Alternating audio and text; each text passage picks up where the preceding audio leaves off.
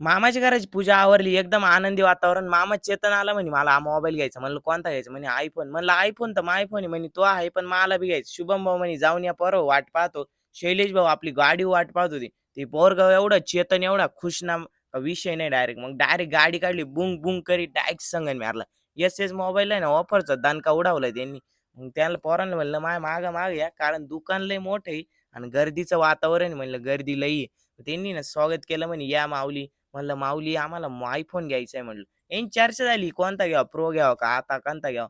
मग त्यांनी ना सांगितलं म्हणे, "आपल्याकडे 1 पे 4 ऑफर आहे." म्हणजे एक मोबाईल घेतला का नावा त्याच्यावर 4,000चा कॅशबॅक, स्मार्ट वॉच आणि अप टू 30% ऑफ आहे आणि वरून आहे ना डायरेक्ट 2 वर्षाची वॉरंटी. म्हणलं ऑफर आहे का काय आहे? मग चेतन आहे ना iPhone 15 प्रो फायनल करून टाकला. पोरगं एकदम खुश झालं नाही का. म्हणलं विषयच नाही, डायरेक्ट अनबॉक्सिंग-बिक्सिंग. इथं आहे ना एक्सेसरीजला बी buy one get one free. त्याच्यामुळे माझ्या मोबाईलचा कव्हर खराबच झालता.